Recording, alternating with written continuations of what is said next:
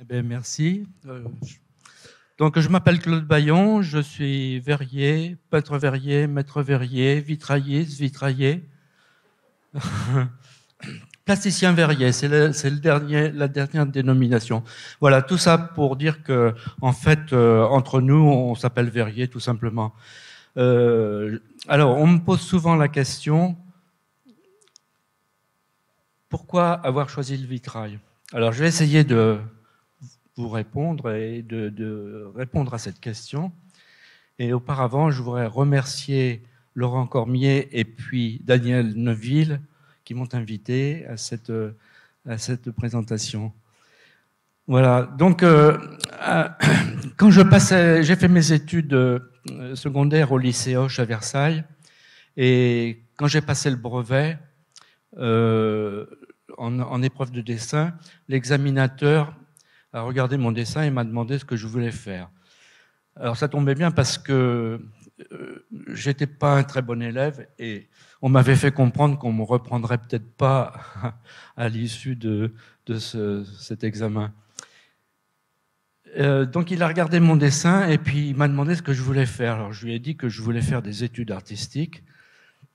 Il m'avait dit, bah, écoutez, venez me voir. Il m'avait laissé sa carte. Il s'appelait Carrega. C'était un peintre et professeur de dessin. Et donc j'ai été le voir et il m'a orienté vers un atelier préparatoire au concours des écoles d'art. J'ai donc préparé l'école des métiers d'art, le concours de l'école des métiers d'art. Alors l'école des métiers d'art, c'était un lieu fabuleux parce que c'était l'hôtel Salé qui est devenu le musée Picasso. Donc c'était dans un décor très prestigieux et qui était très favorable à des études artistiques. J'ai été obligé de choisir un atelier. Il y avait la céramique, du vitrail, la décoration générale, etc. Et donc j'ai opté tout de suite pour le vitrail parce que j'étais plus intéressé par l'architecture que par la peinture. Voilà, donc j'ai fait mes études pendant 3 ans en vitrail à l'école et j'étais... Voilà, et je participais en dehors de l'école à des stages chez Paul Bonny, par exemple, qui réalisait les vitraux de Rouault, les vitraux de Matisse à Saint-Paul-de-Vence, à Vence, la chapelle de Vence. Voilà, donc c'était très intéressant de pouvoir se promener dans des ateliers. Et il y avait aussi l'atelier de Jacques et Mireille Juteau, chez qui j'ai travaillé quelque temps après. Et Jacques Juteau et Mireille réalisaient les vitraux de André Boulaire. André Boulaire, c'était un peintre jésuite qui a créé beaucoup de vitraux en Bretagne. Et donc j'ai participé à ces nombreux chantiers. C'était l'époque, on était 10 ans après la guerre, et il y avait de gros programmes de rénovation d'églises et des gros programmes de vitraux. Voilà, c'était très excitant parce que il y avait une effervescence autour de cette activité qui m'a donné vraiment envie d'opter pour ce métier. Voilà. À l'occasion, bon, entre-temps, j'ai fait mon service militaire. Et puis, j'ai épousé Elisabeth que j'avais rencontrée à l'école des métiers d'art. Et j'ai eu ensuite 3 enfants, Jérôme, Agnès et Vincent. Et Agnès est aujourd'hui un sculpteur de grand talent et reconnu, plus que moi d'ailleurs. Mais bon. Voilà, donc on s'est installé avec Elisabeth à La Ferté-Milon pendant une dizaine d'années. La Ferté-Milon, c'est en Picardie. Et donc, j'ai fait pas mal de travaux dans cette région, notamment à Amiens et à Guise, enfin, à Paris aussi, avenue de Breteuil, des assez gros chantiers. Mais j'en étais pas très... Je vous les montrerai pas. D'abord, j'en ai pas de photos de cette période. Et j'étais sous influence d'André Boulaire. J'ai commencé vraiment à devenir Bayon que dans les années 60, 65. Alors en 1968, j'ai eu l'occasion de participer à une exposition au Grand Palais qui s'appelait L'art de vivre. Alors c'est une époque où les pavés volaient à Paris et moi j'ai... Ça marche pas.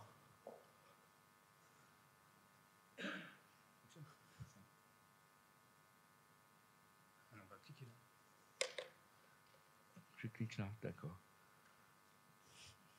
Pour revenir en arrière, c'est là.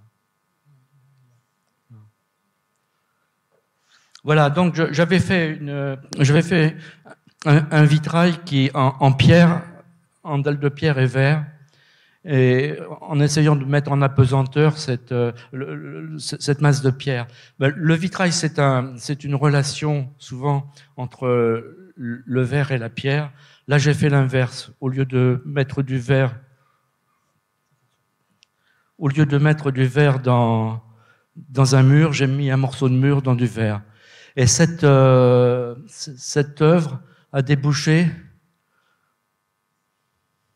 sur un grand travail pour une église moderne à Mont-Saint-Aignan. Et donc, c'est tous les murs de l'église sont un assemblage de pierre et de verre. Voilà l'extérieur. Alors, extérieurement, c'est une sorte de mosaïque, et intérieurement, ça procède du vitrail. L'église étant triangulaire, il y avait des interactions lumineuses d'une façade à l'autre. Hein. Et donc, cette technique permettait d'être satisfaisante en luminosité intérieurement et extérieurement. Alors, c'est un assemblage, il y a 500 panneaux comme ça qui sont accrochés à une paroi, à une infrastructure métallique et avec des joints de dilatation. J'y suis retourné, ça a été fait il y a 50 ans, hein. J'y suis retourné l'année dernière et ça n'a pas bougé, il n'y a pas une pièce cassée et c'est vraiment une technique. J'étais pas très rassuré parce que c'était la première fois qu'on expérimentait ce genre de travail. Et en fait, ça s'est très bien passé et c'est encore... depuis, ils ont refait la toiture, mais les vitraux n'ont pas bougé.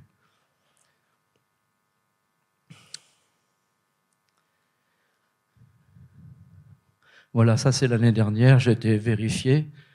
J'aime bien retourner sur mes chantiers pour voir comment ça évolue.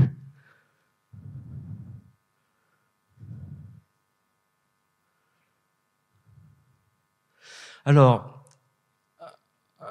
après ce travail-là, c'est un peu une préfiguration du paysage minéral du Larzac.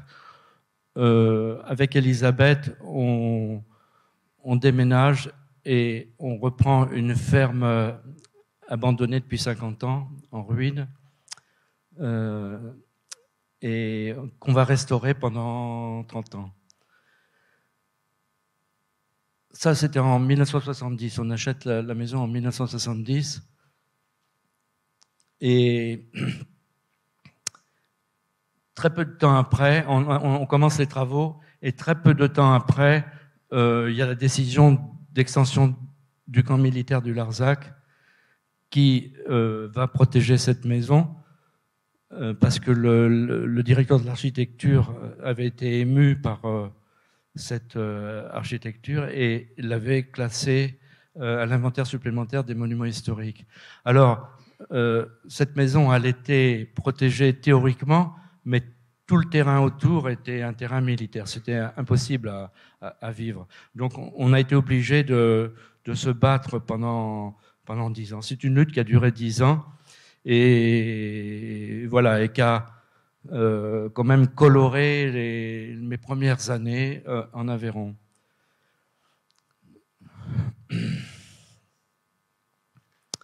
Voilà, alors c'est un très beau morceau d'architecture qui valait vraiment le coup. On a mis une trentaine d'années quand même pour arriver au bout de cette restauration, mais on a fini par y arriver quand même. Voilà. Le rapport avec les paysans s'est fait très bien parce que, en fait, c'est une population qui est agricole à 95%, mais nous, on savait faire des choses qu'eux ne savaient pas faire, et nous, on ne savait pas faire ce qu'eux avaient la possibilité de faire, et surtout, ils avaient la maîtrise du terrain, ils avaient l'outillage, et donc on a participé à la lutte du Larzac très activement, Elisabeth et moi, et donc j'ai fait beaucoup d'affiches, beaucoup de banderoles. Et puis je montais des opérations comme par exemple les brebis sous la Tour Eiffel pour débloquer la presse qui était un peu timide à notre égard. C'est une action qui a débloqué la presse et qui nous a permis de faire après des actions. J'ai calculé, j'ai dû en faire à peu près 500 à cette époque-là, hein, mais sur 10 ans. Hein, donc il y en avait une à peu près par semaine, quoi, de ce type. Voilà. Alors, je suis installé en Aveyron dans un contexte qui est un contexte de lutte, mais les curés et les maires de cette région me font confiance et me commandent des vitraux pour certaines églises. Voilà. Ça, c'est l'église d'Estaing. Ça a été mon premier chantier en Aveyron. Alors là, je m'éloigne de la pierre et du verre. Hein. C'est une technique tout à fait traditionnelle en verre et plomb. La particularité, c'est que c'est une église du 15e qui a été remaniée au 18e. Il y a beaucoup de bois doré. Et donc, j'ai fait une coloration d'accompagnement, quoi.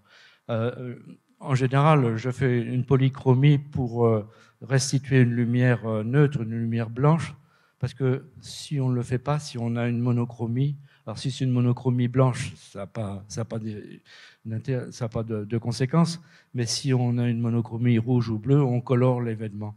Alors là, il y a une dominante dorée, mais en accompagnement du mobilier et des sculptures. Là, un des travaux que j'ai pu poursuivre, c'est l'église Notre-Dame à Millau. J'avais essayé de mettre mon atelier sur le Larzac, mais dans ce climat comment dire, il faut être quand même un minimum serein dans un espace pour pouvoir travailler, pour pouvoir créer. Et donc, j'ai essayé de travailler quelques années sur le Larzac, mais j'y arrivais pas. Donc, j'ai transféré mon atelier à Millau, où là, je séparais le vitrail, le Larzac et la restauration de la maison. Parce que sinon, on est englouti par des tâches multiples comme ça. Alors, pour l'église Notre-Dame à Millau, j'avais proposé, en général, je propose plusieurs projets. Et là, c'est deux façades nord avec des propositions différentes. C'est la première proposition qui a été choisie. Et donc, voilà les fenêtres qui s'inspirent un petit peu des paysages horizontaux du Larzac et des nuages qui courent sur les landes.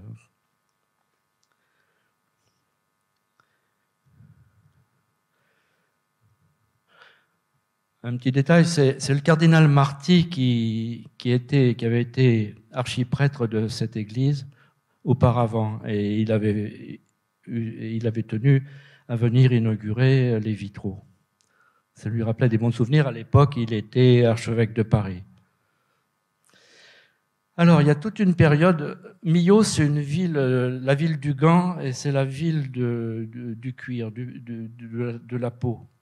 Et il y a et à un moment, je me suis posé la question, le vitrail, il existe depuis assez peu de temps, un peu plus de 1000 ans, et je me disais, mais si j'étais un homme préhistorique et que je rêve de vitrail, comment je ferais?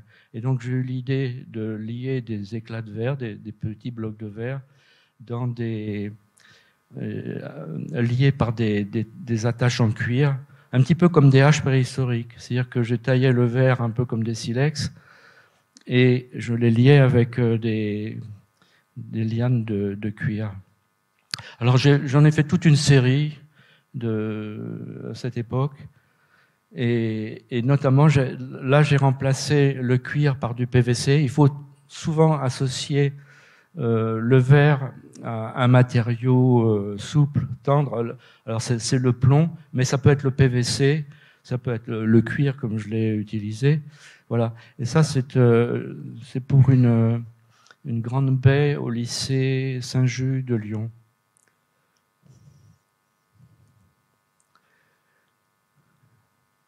Voilà, c'est des éclats de verre qui semblent flotter dans l'espace. Alors, évidemment, c'est très dangereux parce que chaque éclat est très tranchant, un peu comme un outil préhistorique. Et c'est dans une vitrine entre deux faces de verre, quoi, pour protéger quand même à la fois de la poussière et puis protéger du danger, quoi. Alors, à la suite de ça, à force de tailler le verre comme des silex, j'avais des éclats de verre, de dalles, qui m'ont donné l'idée de détacher avec une marteline ces éclats et de les assembler pour en faire des vitreries. Parce que les premiers vitraux, c'était des cives, c'est des verres tournés. Et ça peut évoquer les premiers vitraux. Alors ça donne le point d'impact de la marteline va créer des ondes, un peu comme quand on jette une pierre dans l'eau, il y a des ondes qui se propagent et qui vont en diminuant. Sur le verre, c'est la même chose. Alors, est-ce que c'est parce que le verre est un liquide refroidi qui garde la mémoire de ce liquide et qui crée ces ondes? Là, c'est un peu aux physiciens de me répondre. Là. Bon. Daniel Neuville, je suis sûr, m'expliquera ce qui s'est passé là. Voilà. Alors, j'ai fait toute une série à différentes époques de vitreries avec cette technique.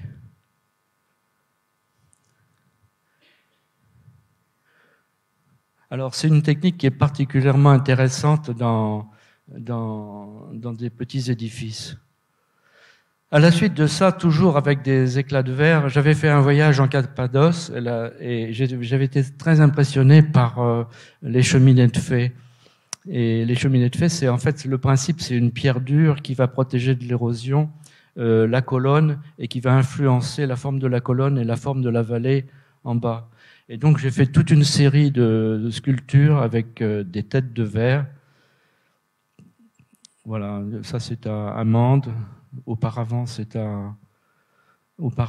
à Lyon. Toujours à base d'éclats de verre, j'ai réalisé donc des fleurs de verre de petits formats et puis de formats plus importants comme ça. J'aime bien confronter le verre à la nature. Parce que le verre, il est souvent utilisé à l'intérieur et il y a très peu d'artistes qui prennent le risque de le confronter à l'extérieur. Ça, c'était lors d'une exposition à Estaing. J'avais mis un grand bouquet dans les eaux du Lot.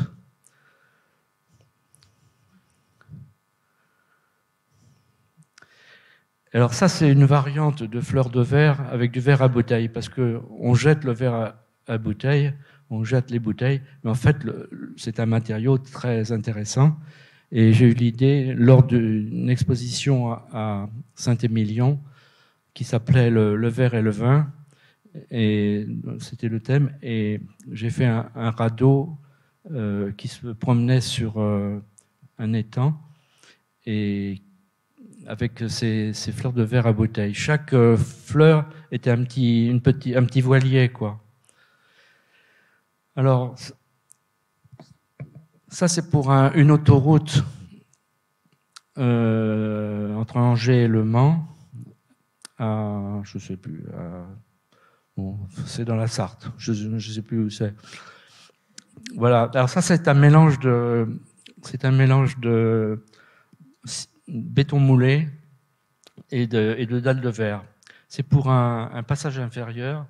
Et on m'avait demandé de créer ces vitraux parce que les gens dans les passages souterrains sont stressés, paraît-il. Donc j'avais créé cette technique qui était très tactile, qui évoquait un peu le textile et qui était très douce au toucher parce que les gens étaient à hauteur d'homme et les gens pouvaient le toucher. Alors je me suis orienté ensuite avec l'âge, mes forces décroissantes, vers des techniques plus légères, de peinture sur verre à base de grisaille et d'émaux. Alors j'ai fait toute une série d'églises avec cette technique. Ça c'est à Gauzon. Et là l'architecte des monuments historiques m'avait demandé, le paysage étant très intéressant, de ménager des transparences pour voir le paysage. Alors ça, c'est pour une petite église qui reprend des poèmes de Marie Rouanet et d'Yves Rouquette et qui retrouve un peu la vocation primitive du vitrail, c'est-à-dire d'éclairer, mais aussi d'enseigner et d'écrire. Voilà. Donc, il y a des poèmes qui sont insérés dans ces vitraux. Ça, c'est des éclats de verre pour une petite église. J'avais été lauréat du Pèlerin Magazine, et c'est eux qui avaient payé ces vitraux à Saint-Martin-du-Larzac. Voilà, sur le même principe, ça sont des verres peints et qui ménagent beaucoup de transparence. Parce que je trouve que le vitrail peut quelquefois enfermer. Là, on passe à travers, quoi. Et alors, les derniers ouvrages que je fais, il y en a quelques-uns dans l'entrée qui sont exposés, et c'est sur le thème des étoiles et des planètes et des vitraux. Les vitraux éclairent le jour les vivants, et la nuit, c'est les étoiles et les planètes. Donc, il y a une permanence religieuse entre ces deux éléments.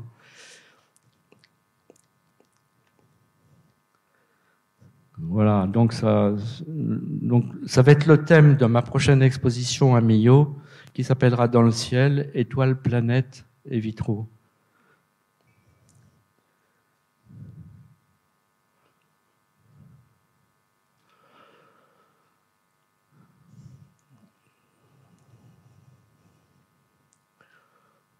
Voilà, alors, pour les jeunes générations, je leur dis qu'il n'y a pas que les églises pour orner, pour insérer des vitraux. Il y a dernièrement, enfin ces dernières années, il y a un engouement pour prendre en charge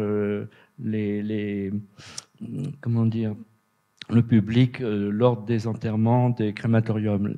Les premiers crématoriums étaient des hangars avec des fours. Et aujourd'hui, il y a un effort de fait pour accueillir le public dignement. Et j'ai fait trois projets là, dernièrement pour des portes en verre. La première, c'est à Gap.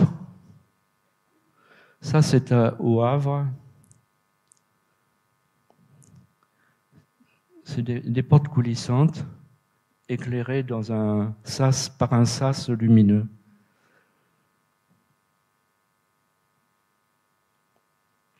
Et ça, le dernier, c'est aux Andelys, il y a quelques semaines que j'ai posé cette porte.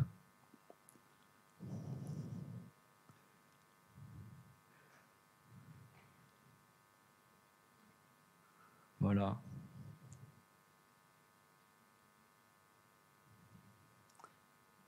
Merci de votre attention.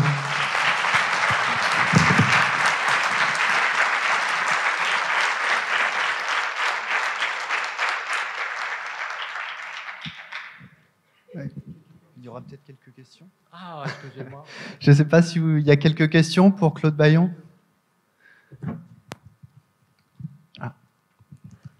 Oui, j'avais une question sur la façon de réaliser ces œuvres, parce que notamment les dernières œuvres que vous nous avez montrées, on se demande comment vous les avez faites. C'est-à-dire, vous projetez, vous cueillez la matière fondue et vous la projetez, auquel cas, effectivement... Dans les dernières œuvres, là, alors je pars de verre industriel blanc, oui.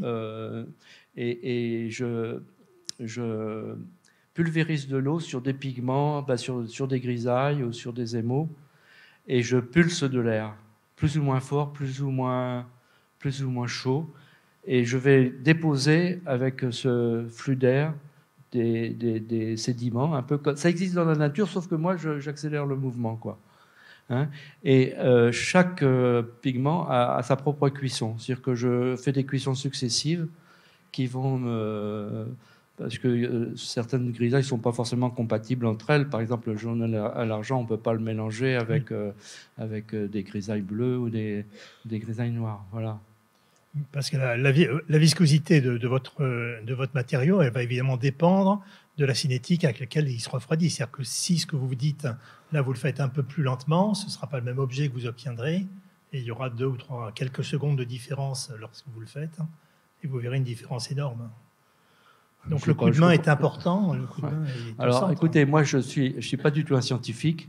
Daniel Neuville m'éclaire quelquefois, et je bénéficie de ses conseils, mais je ne connais rien. Je travaille empiriquement et poétiquement. Oui. Ce qui marche, j'essaye de l'approfondir, j'essaye de l'exploiter, puis ce qui ne marche pas, je le laisse tomber. Voilà, c'est aussi simple que ça. Alors, les questions que vous me posez, je ne peux pas y répondre. Une dernière question, peut-être? Ok, bon. On peut remercier une nouvelle fois Claude Bayon.